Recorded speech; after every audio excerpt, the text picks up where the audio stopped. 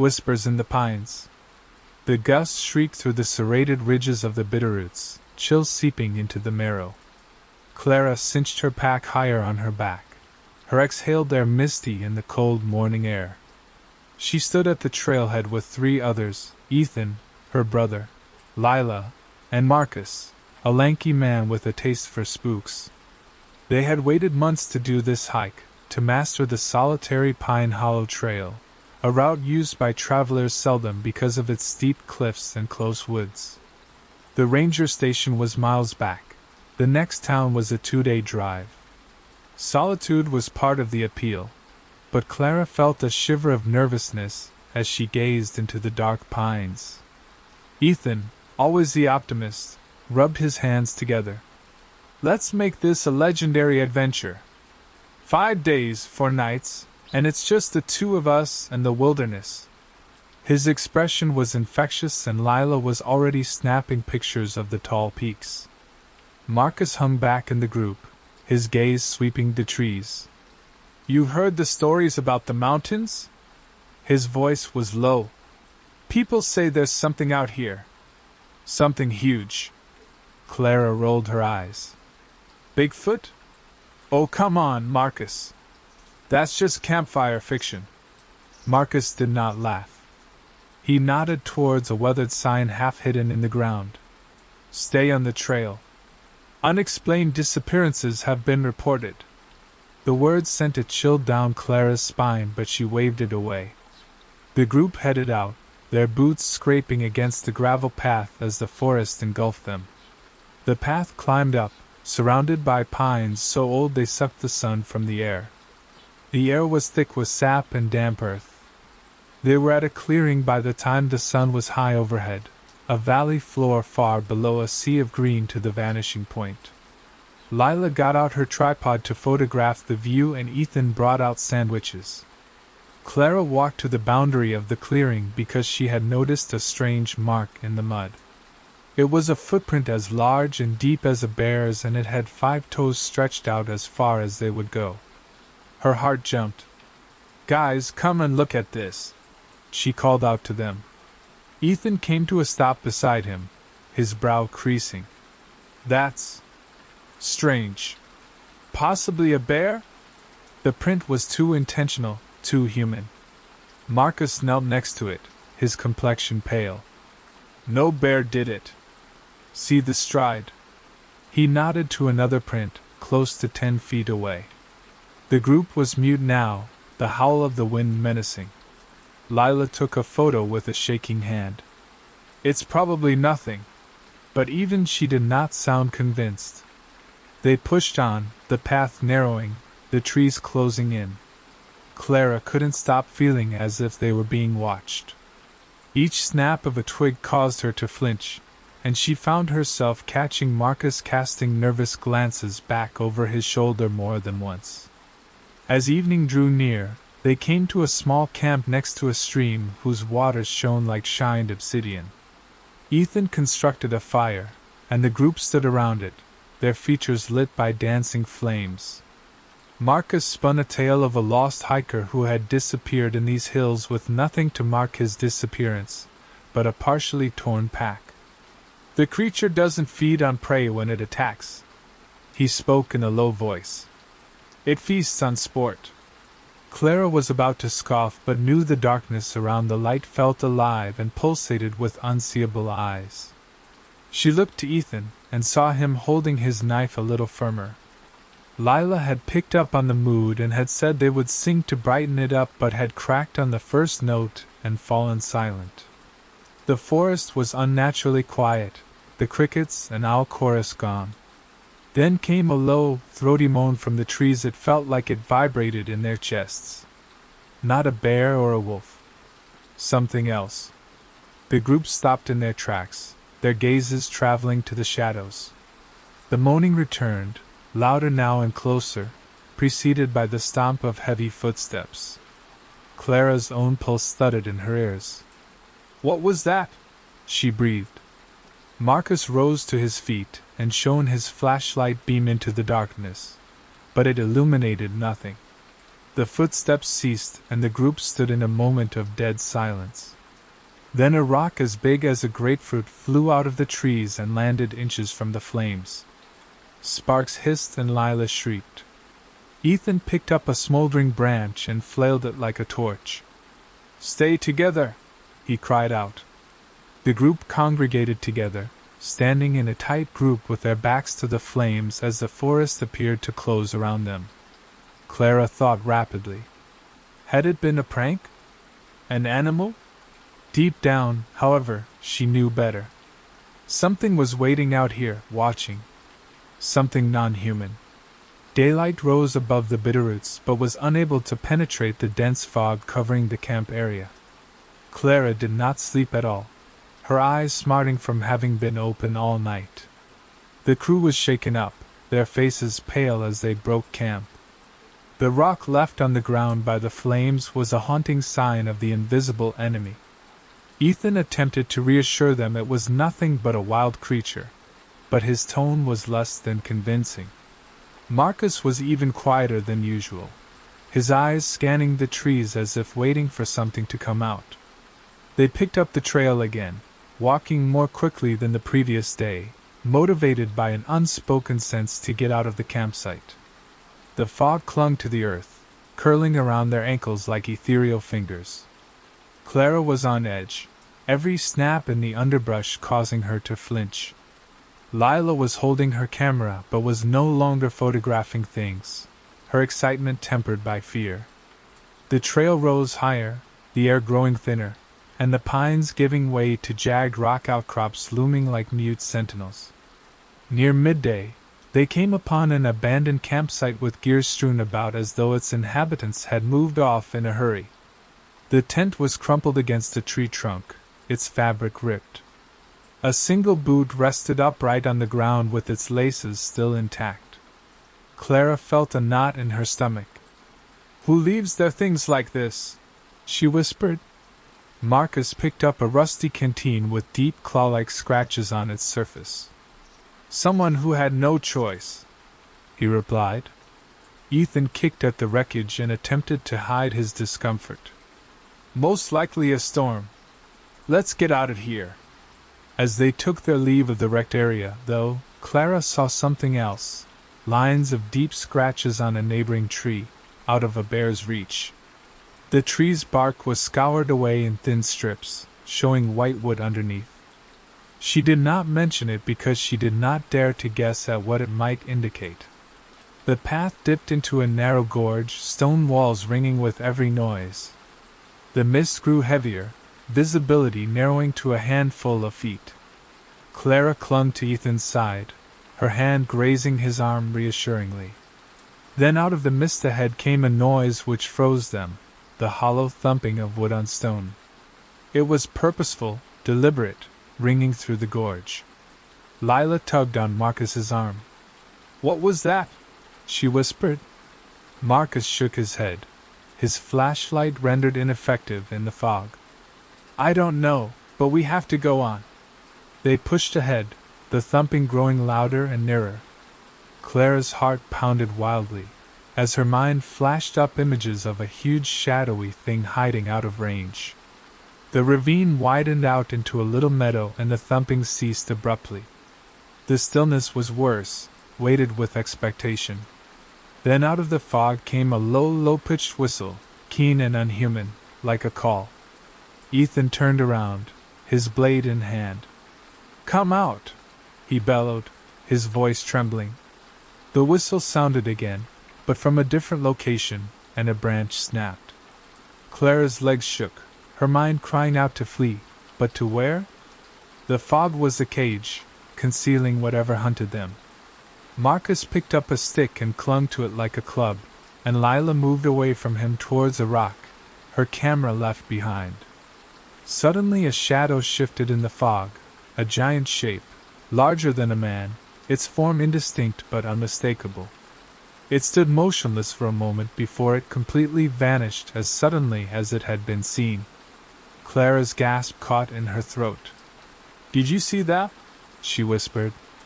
Ethan nodded, his complexion ashen. "We have to leave here." Immediately, they stumbled and tripped on roots and rocks, the fog consuming their footsteps. The path was indistinguishable, but they pushed on blindly, urged by desperation. Clara's lungs were on fire, her thoughts a jumble of questions. What was it? Why was it pursuing them? The whistle sounded a second time, now in back of them and closer. They came to a steep incline and scrambled up the stone-side slope on hands and knees, hands scraping on stone. They reached the crest and collapsed onto it, gasping. The fog rolled back to reveal a long stretch of forest lying far below. Clara turned to glance back, half expecting to catch a glimpse of the shadow, but the chasm was clear. Or so it appeared to be. Between gasps to collect their breath, Marcus hooked a finger down towards the earth. Another footprint, and it was fresh and deep in the mud. The same as the footprint in the clearing had been, but here it was accompanied by others, creating a track leading in among the trees. Whatever had left it was close by and was not in flight. The third day in the Bitterroot Mountains was a fall into a nightmare. Clara's legs throbbed, her body weighted with exhaustion but fear driving her on. The group had spoken little since the ravine, each lost in terror. The tracks they had discovered lingered in their minds like a threat, a guarantee that whatever was hunting them was close. Ethan moved ahead, his map crumpled and worn, leading them towards Pine Hollow, a forested valley purported to hold shelter. Clara hung on to the promise of safety, but the mountains jeered at her with their jagged tips against the slate-gray sky. The path descended into a thicket of dense trees, the pines so close together their limbs interwoven, a leafy tunnel. The air seemed wet and smelled of rot. Clara's boots sank into the soft undergrowth each time she stepped, a harsh reminder of the tracks. Lila walked at her side, her white face stark in the dimness, her camera now stowed away. "Do you believe it's still tracking us?" she breathed. Clara did not reply, reluctant to speak the words. She felt it, a presence hovering at the edge of the trees, waiting and unrelenting. They stepped out into Pine Hollow, a sunken meadow rimmed by towering cliffs. A small stream flowed through the middle of it, its water slow and black. The hollow seemed a trap, its sides too steep to ascend rapidly, but Ethan had insisted it was their best course. "We'll make camp here, keep the fire burning all night," he had said tightly. Marcus looked at the cliffs, his eyes scrunched up. "It's too exposed. We're in the open." They were too exhausted to fight, and the hollow did break the force of the wind. They set up their tents beside the creek, the rumble of water a small solace. Clara assisted with the firewood, her hands shaking as she looked around the trees. The hollow was unnaturally still, the normal forest noises missing. The birds were even absent. They constructed a fire as darkness descended, and the flames played long shadows on the cliffs. Ethan pored over a stick with a blade in hand, carving nonsensical patterns into the wood. Lila attempted to read a book but could not help sneaking glances into the darkness. Marcus spoke up out of the sudden silence. "We have to discuss what we're dealing with." His voice was firm, but his hands were trembling. "Those tracks, the howls, the shadow, it's not a bear. Not a man. You all know what it is." Clara's lungs constricted. She longed to refuse it, to hold on to reality, but the proof was incontrovertible. Bigfoot, Sasquatch, whatever it was real and it was pursuing them. Ethan sneered, but it was strained. "You're telling me we're being chased by a legend? Give me a break." Marcus pushed himself to his elbows and fixed Ethan with a serious stare. "My granddad was a ranger in these woods. Saw it in the 70s. Said it was as tall as a man and had hair all over it, and eyes like hot coals. Never returned to the woods." The fire popped and crackled, and Clara shivered as she imagined eyes peering out of the shadows. The conversation was interrupted by a noise, a low, booming thud, as if a tree had been struck. It was up above on the cliffs and reverberated hollowly in the air. The group turned as one, their mouths open in shock. There was a second thud, another peal, both rhythmic and intentional. Clara's heart thudded. "It's signaling," Marcus whispered. Lila clamped her hand tightly around Clara's. Ethan got up, his knife in the air, but it looked feeble compared to the thing up above. The thuds ceased and were replaced by a low growl that seemed to emanate everywhere at the same time. It was a noise Clara had never heard before, primal and throaty, reverberating in her marrow. The flames danced and the shadows on the cliffs grew monstrous. Then the snapping of twigs came from the trees on the opposite side of the creek, a heavy and deliberate crack. Something was approaching them, and its tread was vibrating the earth. Clara herself shrieked to flee, but her legs wouldn't respond. Ethan roared and waved a flaming branch, but the footsteps did not waver. A form stood on the periphery of the flames, huge and indistinct, its shape merging with the trees. The eyes reflected the flames, a sickly yellow glow. Lila shrieked and Marcus picked up a rock and flung it into the dark. The form did not appear, but the footsteps receded and growl lingered, encircling the hollow. They spent all night up sitting by the fire, backs against each other. Clara's eyes ached, her body shaking with adrenaline. The hollow, meant to shelter them both, now felt like a cage. Dawn broke cold and pale, and Clara saw something different, a single huge handprint in the mud by the creek, its long fingers unnaturally outstretched. She hadn't seen it the previous night. The fourth day in the Bitterroots was spent in a haze of terror and tiredness. Clara's body ached to rest, but her mind refused to rest. The handprint by the stream had dispelled any remaining doubts. They were hunted by a real creature, a creature which left tangible traces of its presence. The group geared up in semi-panic, their movements jerky. Ethan's map indicated a ranger station 2 days away, their sole source of safety. "We go fast, stay together, and don't stop," he croaked. No one demurred. The path out of Pine Hollow was steep and hazardous, the ground sharply rock-strewn. Clara's boots skidded on loose stone, her hands scraping against razor-sharp rocks. The forest was thicker here, the pines deformed and gnarled, the branches reaching towards the sky like claws. The air was thick and heavy, as if the hills themselves were observing. Lila hugged her pack tightly to her side, her face stretched thin, as Marcus looked into the trees, his stick clutched as a lifeline. Ethan moved first, his knife in his belt, but Clara wasn't sure it would do much good. They moved silently, fearing their mouths would be heard. Every noise, a pine cone dropping, a plane bird in the distance, jolted Clara's heart. The recollection of those glowy eyes lingered with her, their wickedness tangible. She turned back constantly, hoping to hold back the monster standing there waiting for her, but the path was clear. Or so she pretended. Near noon they climbed to a ridge above a steep valley, the outbuildings a tiny speck on the horizon. Hope flared briefly but was dampened quickly. Marcus came to a halt, his face pale. "See," he breathed softly, pointing to the ground. A fresh and large footprint stood out on the dirt. Others joined it, encircling the trail as if the creature had been pacing around in wait. Clara's stomach fell. "It's corralling us," Marcus barely breathed. Tears welled up in Lila's eyes. "What does it want?" she asked without any answer. They rushed on, the ridge tapering to a thin ledge. The fall was 100 feet down to jagged rocks.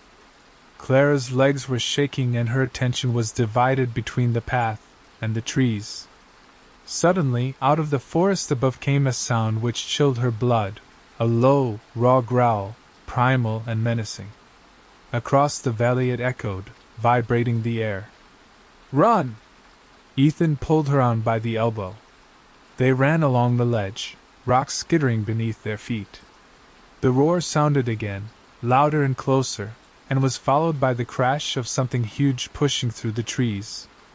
Clara dared to look back and wished she hadn't. A form pushed through the pines, its mass snapping the branches like twigs. It was fast, too fast, its shape a blur of dark hair and muscle. Its eyes fixed on hers, and it seemed to burn with an intelligence that frightened her more than its size. The ledge came to a stop at a jagged outcropping of rock, and they were pushed into the forest. They rushed into the trees, snapping twigs slapping their faces, the ground irregular. Clara struggled to breathe, tears blurring her vision. Lila fell and Marcus pulled her to her feet, his expression grim. The sound of the creature's footsteps pounded behind, unrelenting, closing in. Clara thought fleetingly. Why hadn't it struck? Was it playing with them? They rushed into a dead-end clearing surrounded by cliffs. The panic hit. Ethan turned around fast, knife at hand, but the footsteps halted. The forest was motionless, the air heavy with fear. Clara's chest was laboring, eyes darting about. There was nothing to be seen, but she could sense it, those eyes watching and waiting. Marcus breathed softly. It's toying with us. A cat and a mouse. Lila cried out and knelt on the ground. Clara was paralyzed with fear and did not dare to go to her. Then, a low whistle came from the trees and was replied to by another from a different location. Clara felt as if ice coursed through her veins. They were more than one. Ethan also paled and shivered in his hand with a knife. We have to go, he muttered, but his voice cracked. Before they could do anything, a rock struck the clearing and grazed Marcus's shoulder. Another struck next to him, and another came cascading down from the trees. Clara shrieked and dodged as rocks pounded against the ground. Ethan dragged her to the cover of a boulder, and Marcus took cover with Lila. The pounding ceased and a cold stillness fell. Clara looked out from cover, her heart racing. The clearing was deserted, but the trees seemed to throb with invisible dangers. They stood together, waiting until evening. The whistles returned yet again, hovering and teasing. Clara understood the reality. The beasts weren't hunting. They were enjoying the hunt and prolonging it. And it was still a day to the outpost. The last morning in the Bitterroots was cold and gray, the air thick with the promise of snow. Clara was past exhaustion herself, her mind shredded by terror. The group had gotten little sleep, taking cover together behind the rock in the meadow and listening to the whistling that ringed around their hiding place all night long. The things were more than a single thing now. Clara could admit it to herself now, hadn't charged, but their presence hung like a weight around their necks, a threat of violence hovering on the periphery of awareness. The ranger station was their best hope, but it seemed a distant thing. At first light, they moved silently and quickly, the path twisting through a pine forest and rocks. Ethan's map was worn but clung to like a lifeline as he scouted the route ahead with determination etched on his features. Lila's eyes were empty, her footsteps unsteadily fast as Marcus combed through the trees with his sharpened stick now transformed into a rough-hewn spear. Clara's heart was racing with each movement, her senses on high alert. The woods were unnaturally still, the air heavy with expectation, as if the hills were holding their breath. The path led into a deep gorge whose sides were slippery with moss. The outpost was a mile or less away now, but the gorge was like a gauntlet. Clara's boots splashed through shallow pools of water, and the noise was excruciatingly loud. Next came a soft thud, wood striking stone, deliberate and jeering, when it came from above the cliffs. Lila whimpered and Marcus tightened his fist around the haft of his spear. "Keep walking," Ethan urged in a barely controlled hiss. The thuds grew louder, accompanied by low growls echoing through the gorge. Clara's skin crawled, and her senses were crying to flee, but the track was too narrow. She looked up, catching the movement out of the corner of her eye. a huge shape hurtling between the trees, its mass a shadow on the cliffs.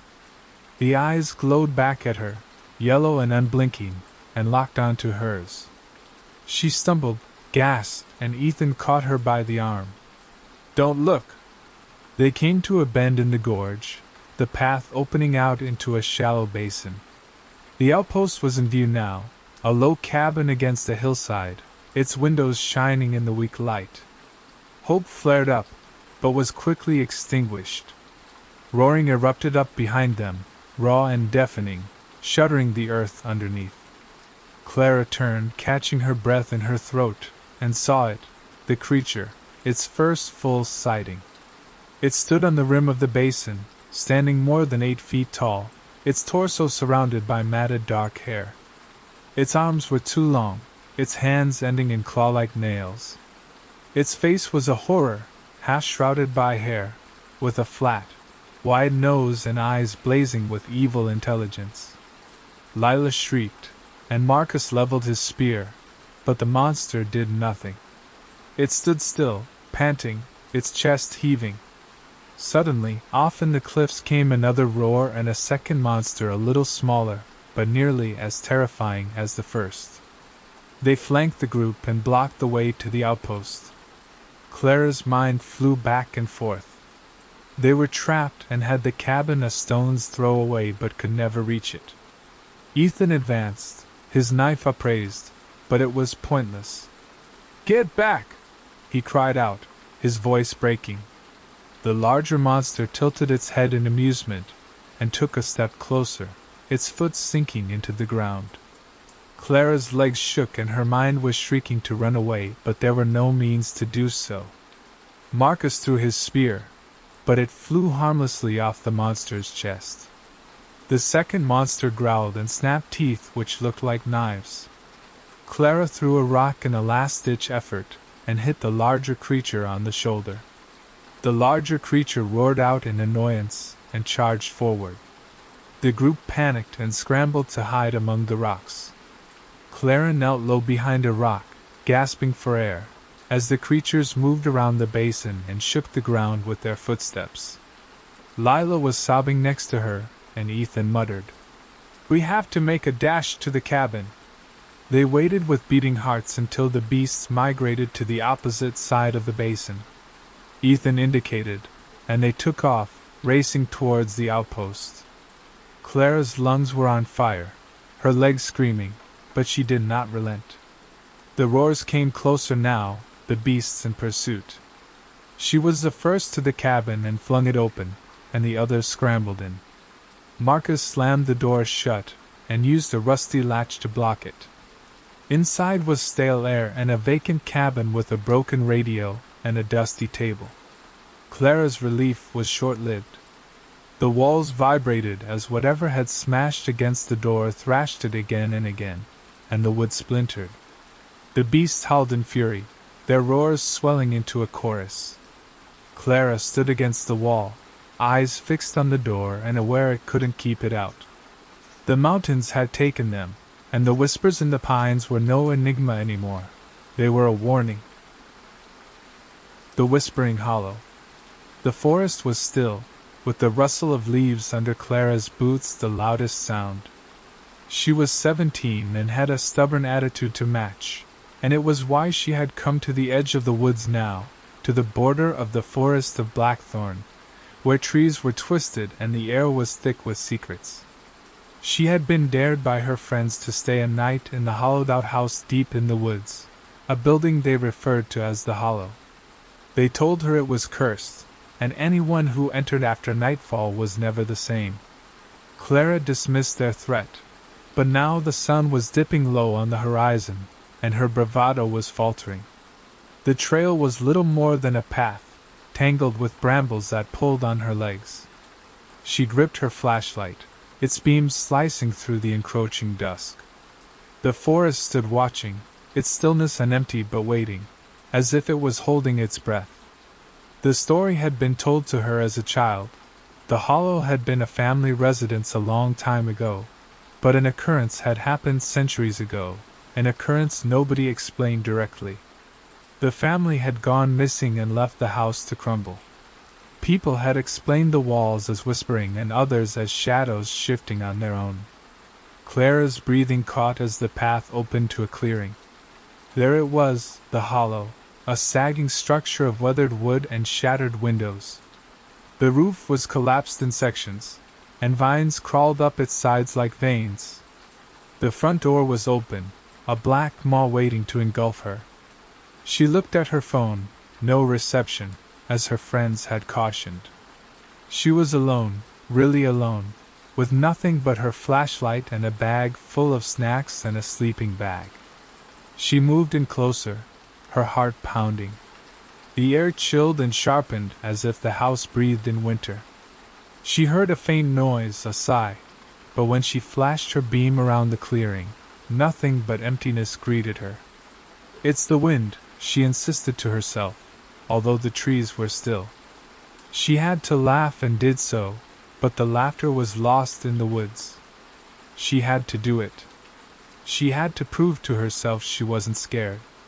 The porch groaned under her weight, boards creaking as if in agony. She looked through the doorway, flashlight illuminating a foyer covered in dust.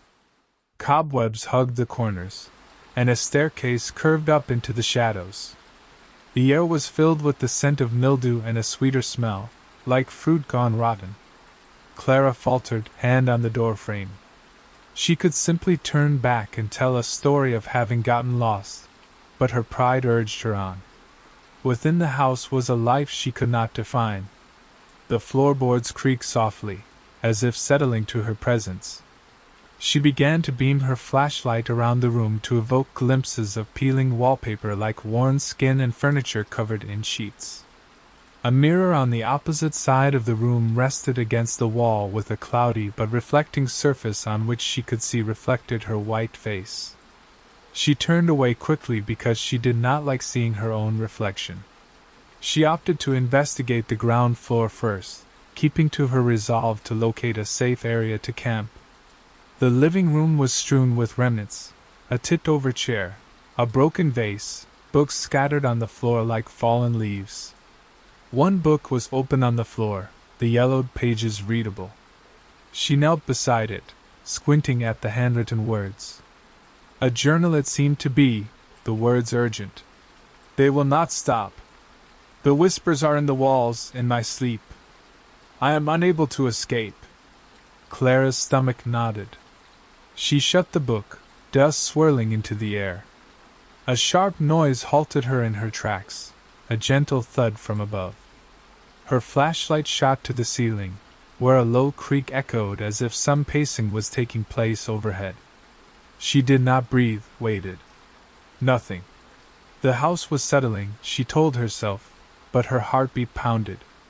She stood up and walked towards the kitchen. The doorway was thin, frame warped, and as she moved through it her shoulder rubbed against the wall.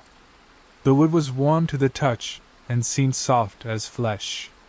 She flinched away, her skin tingling. The kitchen was a shambles of rusted pots and broken dinnerware. She glimpsed out the window into the clearing, but the glass was so dirty it reflected back at her own light. She set down her pack and tried to compose herself. She would hang out here by the doorway and ride out the night. Unrolling her bedroll, however, brought another noise, a low, indistinguishable whisper from the direction of the entryway. Clara turned rapidly, her flashlight trembling. The beam illuminated nothing but dust motes swirling in the air.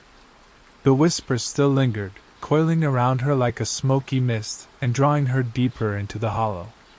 Her flashlight blinked as she stood stock-still in the kitchen, the soft breathing dying away into stillness. She drew shallow gasps of air, misting the cold air around her. The house was doing it to her, she thought to herself, tricks of an old building in cold air. The soft voice had seemed real to her, as if it had heard her name. She shook her head and pushed herself back into reality. She had to hold on to sanity, had to get through tonight.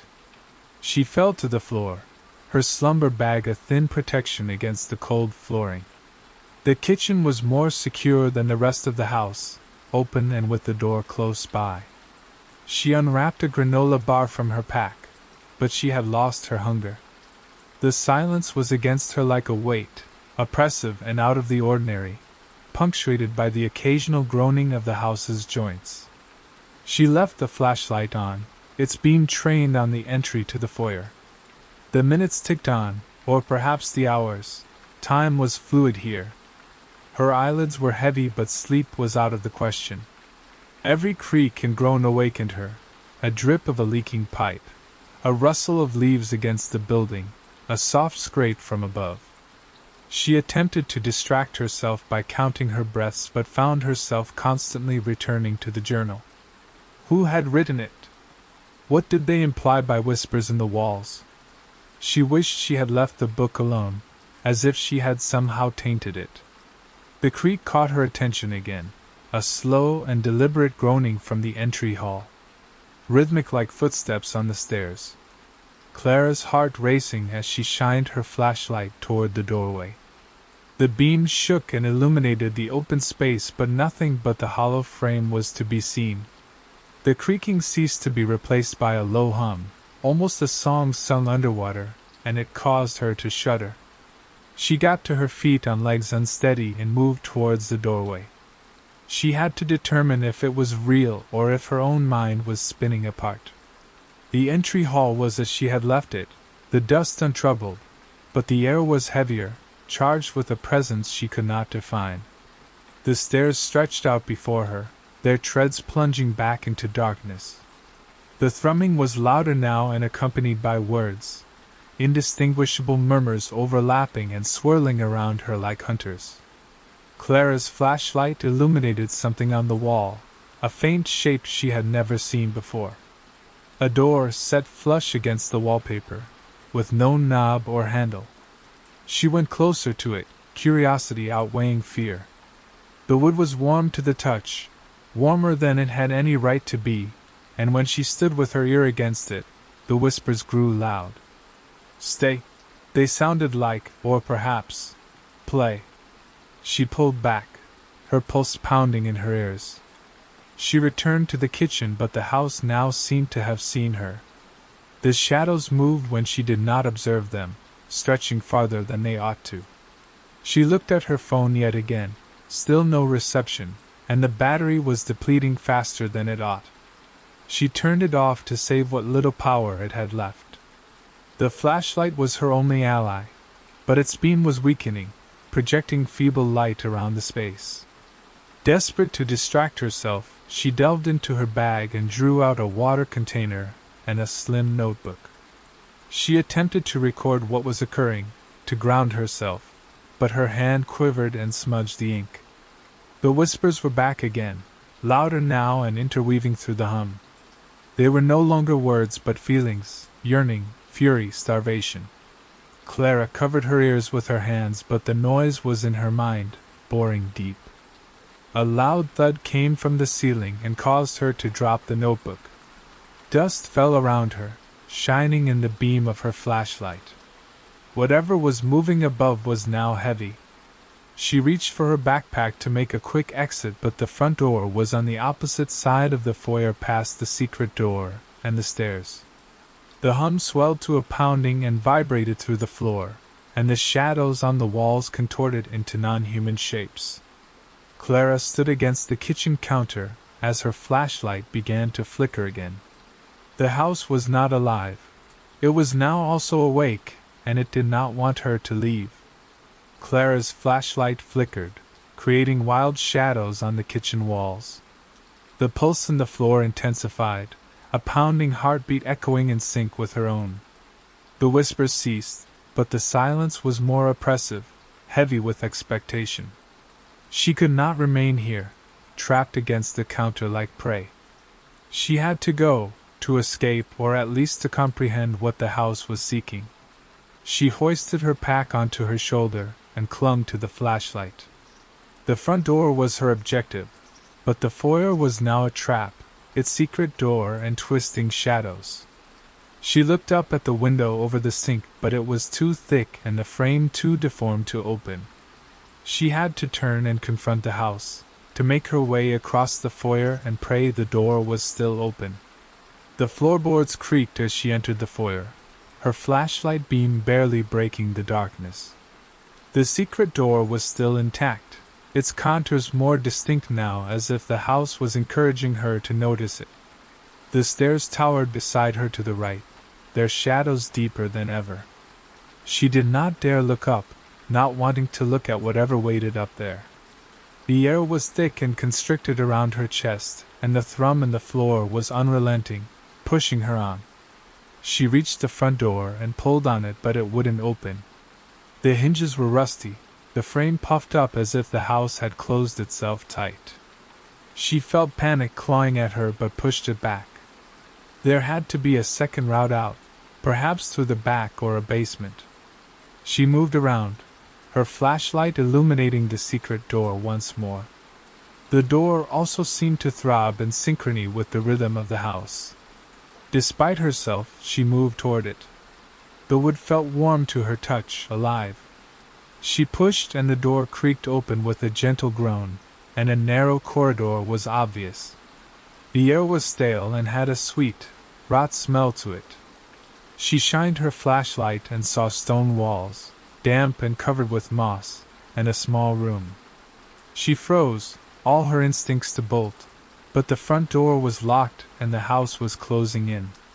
She stepped in and the door shut behind her.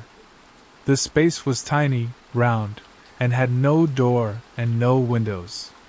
The walls were adorned in bizarre carvings, spirals and jagged lines which moved under the dimly lit light.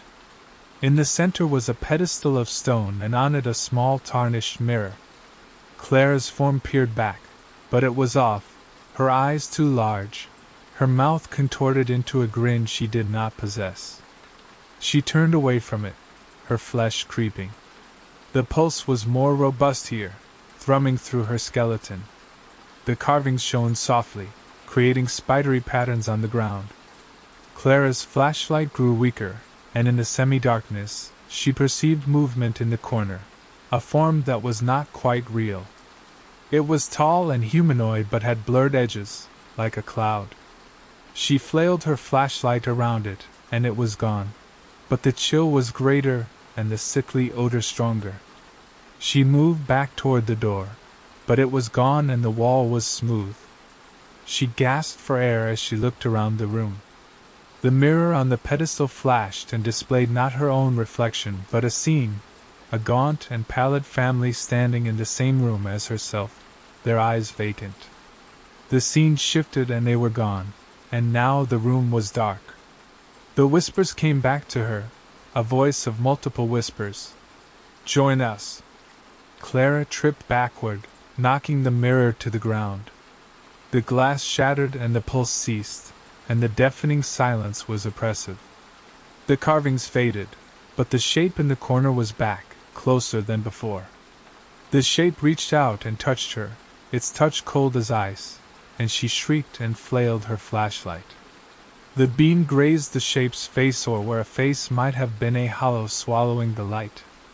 The room turned around, and Clara was on her knees, her eyes blurring.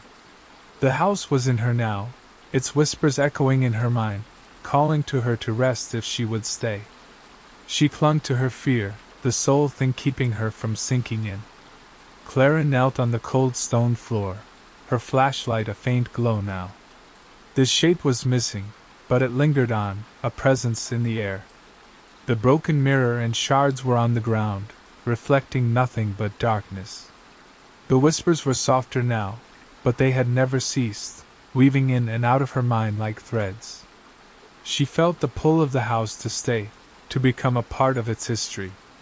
She shook her head and tears pricked at her eyes. She had to struggle, had to escape. She crawled towards the wall the door had been in, her digits scrambling against the stone. The wall was smooth and unhelpful, as if the opening had never been. Her flashlight died on her, leaving her in the dark. She felt around her pack for her phone, its screen a weak beam of light. The battery was down to 5%, but it was sufficient to illuminate the carvings a second time, their glow pulsating weakly. They appeared to be pointing towards the pedestal, as if to guide her back. Clara rose to her feet, trembling legs. The pedestal was bare now, its fragments on the floor. She reached out to the stone and felt a shock course through her, like static but stronger, pulling on her core. The whispers grew louder, clearer. "See us." She pulled her hand away, but the room lit up, carvings pulsating with light. The walls seemed to shimmer and visions popped up, like a silent movie, the family again, walking through the rooms of the house, their eyes empty. They all came into this room, hands up to the pedestal. They began to chant. Darkness engulfed them, and the visions dissolved. The air thickened and pushed down on her. She staggered and caught herself on the pedestal. The stone was warm to the touch now, near hot, and the pulse came back, stronger than ever before. The house was communicating to her, but not with words, with emotion, loss and anger and need. Clara's vision blurred and she glimpsed herself in the shards of the mirror, not as she was but older, her eyes vacant and her skin gray. She shrieked, the cry resonating in the little room, but it was eaten by the house. She backed away, tripping over her backpack. Her phone died, leaving her in the glowing light of the carvings. The shape reappeared, not in the corner but everywhere, its form bleeding into the walls. It didn't move, but she felt its gaze cold and endless. The whispers became a command. "Stay." Clara clutched her head, fighting the urge to obey. She thought of her friends, her family, anything to anchor her, but their faces were fading, replaced by the house's will. A fresh noise came through, a weak crack, as if wood splitting. It was from above and not in the room but the house itself. The pulse stumbled and the shape wavered as if sidetracked. Clara took the opportunity and grabbed her pack and pounded on the wall. The stone crumbled like dust and the door was back, its frame cramped but open. She pushed through blindly, back into the entry hall, the air colder but still dense. The house was different now, shadows more pronounced and erratic pulse. The staircase groaned and she glimpsed movement at the top, a form which wasn't shaped but another thing, human but wrong. Slowly it descended, its limbs elongated, and its head tilted at a wrong angle. Clara ran and wouldn't go towards the front door but deeper into the house towards the kitchen. The back door was all she had now if it even happened to exist. The kitchen was left as she had left it, but the window was unobstructed now, and she could see the clearing illuminated by the light of the moon. She pulled on the back door and it creaked open, and she stumbled out into the night. The forest was still, the throb extinguished, but the whispers lingered on, thin and insistent. She had to run, leaves snapping around her, until the house was out of range. But when she staggered to the ground, panting, she could still feel it, a pull in her chest, calling to her back. The hollow wasn't finished with her. Clara pushed through the woods, her breathing harsh, the whispers a steady thrum in her head. The moon was overhead, casting spindly shadows on the trees, but the path had vanished, taken up by brambles. She wasn't certain if she was escaping the hollow or looping back to it. Her pack was full, her flashlight irrelevant, and her phone dead. The pull of the house was greater now, a hook in her chest, offering peace if she came back. She paused, leaning against a tree trunk, her legs on fire. The forest was also too still, the stillness a reflection of the houses. She shut her eyes and attempted to recall the path out, but her mind was cloudy, knotted with the whispered words. They were no longer words now but pictures, the family, the pedestal, her own smiling face in the broken mirror. She shook her head and drove her nails into her palms to awaken herself to keep herself. The snap of a twig startled her eyes open. The clearing loomed before her now, the hollow standing before her, its windows staring back at her like eyes. She had not escaped. The woods had brought her back around. The house appeared different now, its walls straighter, its door flung open in a golden welcome. The pulsing was weak, but it was evident, vibrating through the earth, beckoning her. Clara's terror dissipated, replaced by a peculiar serenity, as if the house was meant to be her goal all along. She walked into the clearing, her boots sinking into the soft ground. The air was warm and sweetly scented. The whispers were singing now, gentle, full of promises of answers. She moved to the porch, the boards creaking silently beneath her feet. The hall was lighted brightly now, the dust dispersed, the wall mirror clean. She was normal in the reflection and normal in her eyes, except they were slightly too bright, too knowing. She did not avert her gaze today. The secret door was ajar, the tunnel illuminated by the light from the carvings. Clara stepped through without fear, guided by the pulse to the round room. The pedestal was intact, the mirror unbroken, reflecting not her but the family, smiling, their arms outstretched. The shape was also present, its empty face serene, even gentle. The whispers filled her, but with a sense of belonging and not fear. She realized now, the house was not cursed, it was lonely. She reached out and touched the pedestal, and the pulse grew loud, warm and alive. The carvings flamed and the air grew bigger and bigger, the walls melting into an immense starry emptiness. The family stood before her, alive and full and shining, their words woven into the music. Clara was disintegrating now, her fears and her recollections and her name receding from her like waves on a shore. She was merging into the hollow, into its never-ending darkness. Not loss. Completion. They waited back in town, their dare abandoned. They searched the woods, calling out to her, but hearing nothing. The hollow was still, its doors shut, its windows black. The path was lost, the clearing concealed. Clara's knapsack was discovered miles away, its contents undisturbed, her journal empty. People spoke of the house in a low voice, but no one was brave enough to go near. The hollow waited patiently, its heartbeat gentle but unbroken, awaiting the next to respond to its call. Clara was absent but not lost. She was in the walls, the shadows, the music that never ceased. The house had been claimed by her, like others before her, and it was whole again, temporarily.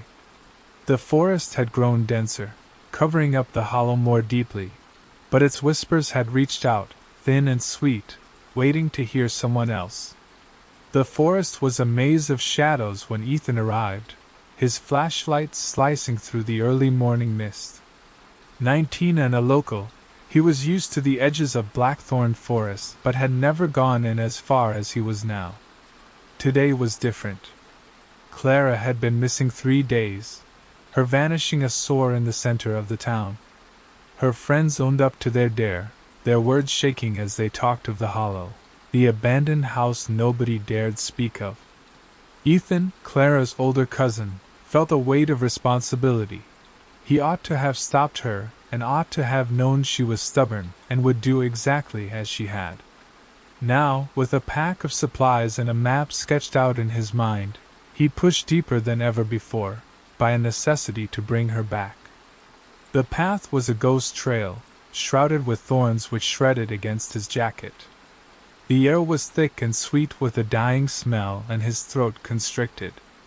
His flashlight dimmed and pulsed less strongly than it was meant to, as if the forest was draining its batteries. The trees crowded around him, limbs like bony hands, and the stillness was morbid and menacing. Ethan puffed a misty breath in the cold air, and his boots fell into the damp ground. Ethan shouted out Clara's name, and his voice was lost to the trees and replied to by a soft rustle, too deliberate to stem from anything but life. He had heard the rumors like Clara, the hollow, a cursed house by reputation, its walls echoing with whispers. The residents who had occupied it vanished, leaving behind whispers of madness.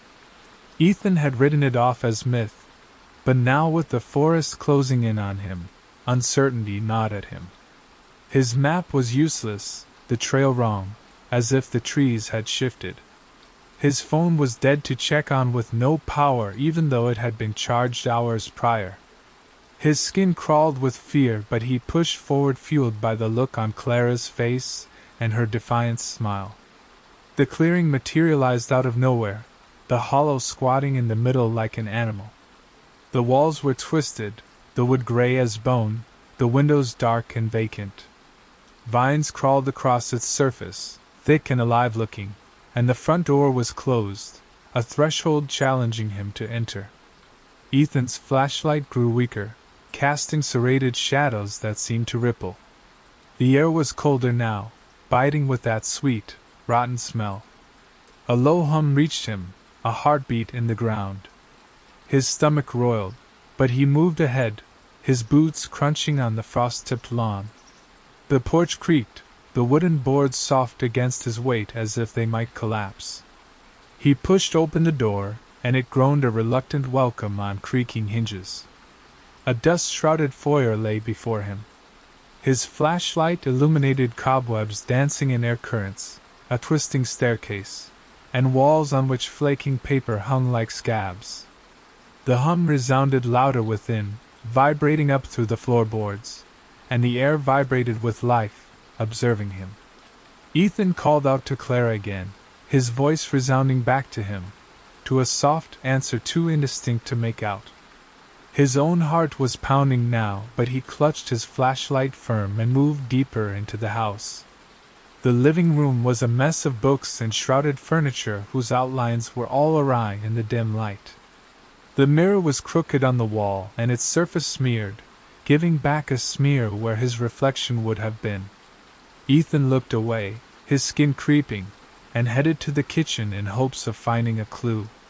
The floorboards creaked, a soft groan, as if the house was aware of him.